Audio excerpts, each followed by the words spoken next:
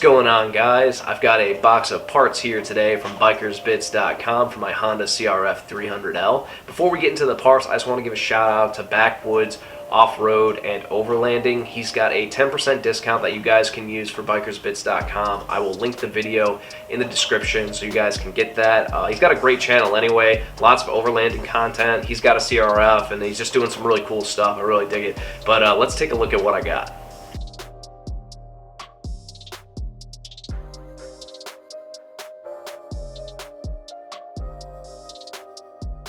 I gotta say, the guys at Bikerzbits are no strangers to bubble wrap. Every part that came in this box was wrapped up very, very nicely. Everything is intact and in great shape. Bikerzbits ships out of Thailand, so these parts came all around the world to get here, and they did a great job. I would definitely buy from them again. So let's get into these parts.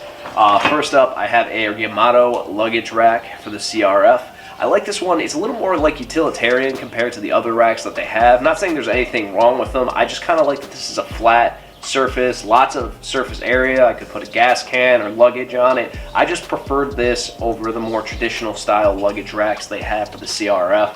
I think it looks cool. The coating looks fantastic. Everything feels pretty top notch, so very nice. Excited to put that on. Next up, we have a radiator cover from Thep. I'm a little on the fence about this, and not because it isn't quality. It looks great, and I don't want to take it out because I'm thinking I might run a Flatlands radiator cover now, so this part might actually be for sale soon. If you're interested in picking it up, hit me up on Instagram and we'll work something out. It looks great, it's fine. I just like that the Flatlands has frame reinforcement going to the radiator, so I'm not 100% sure if I'm going to keep this. I might. I'll get back to you on that, but let's move on. Got a Fender Eliminator because every motorcycle these days needs one of these. I didn't think it was gonna bother me that much, but it's gotta go. These are like 30 bucks too, so might as well knock it out. You know, looks like it's made out of aluminum, so it should be pretty solid construction. I mean, Fender Eliminators are day one upgrades anyway, so glad to have it. Nice and cheap mod. Next up is bash plate. Gotta have it. I actually ordered a red one, but unfortunately they were out of stock, so they got a hold of me and asked if black was fine. Sure, why not? Not a big deal. I was trying to lean into the red with this bike, but this is cool. Maybe some black will add some contrast, but this thing is thick. It's made out of plastic. I believe this is the extended version. Got a hole for your oil drain, which is really cool.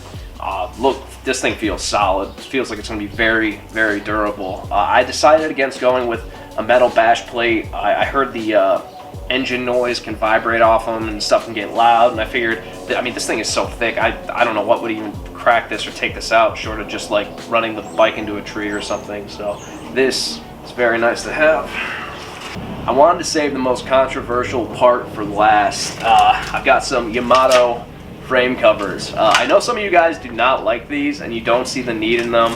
Basically what happens is the boot wears down this area of the frame and exposes it, and a lot of guys don't care, which I totally get. It's a durable dual sport / dirt bike. Like, who cares? It's meant to get beat up. But I figured since I bought the bike new, I wanted to keep it in good shape. Like, I don't have any qualms with breaking off plastics or whatever, but for the frame, if it's an issue, I do want to address it. You know, down the line, I don't want to work, you know, that coating off and go, okay, well now I'm going to run frame covers, but I don't think it's going to be that big a deal. But they look pretty cool, you know. They're made out of aluminum. They match the color of the frame itself, so these should be pretty cool. Give it kind of like a rugged look while at the same time protecting the frame from my boots. That's going to do it for this video, guys. Don't forget to check out Backwoods Off-Road and Overlanding for your 10% code for Bikerzbits. Overall, I'm really, really happy. I mean, it didn't take very long to get here at all, even with how crazy everything is now with shipping. I mean, it shipped from Thailand to Detroit, Michigan in really good time. Everything was packed well. I'm really excited to get all this stuff on. This is sort of like the first wave of off-road parts I'm going to put on the CRF. There's just stuff that I feel that I should have on the bike before I start hitting trails, and I still have plenty of time. It's February in Michigan, so we're getting there. I think the next step will be a full handlebar build, so I'll get to you guys when I have those parts. In the meantime, I will be doing part installs for all of the parts that I showed you guys today, and it should be pretty cool. I can't wait. It's kind of warming up. We're kind of getting there, but not quite. But come spring, this bike is going to be 100% ready for dirt. So I'm really just excited. But yeah, if you like the content, please consider subscribing. And as always, ride fast, ride naked, wear your helmet. I'll see you in the next one.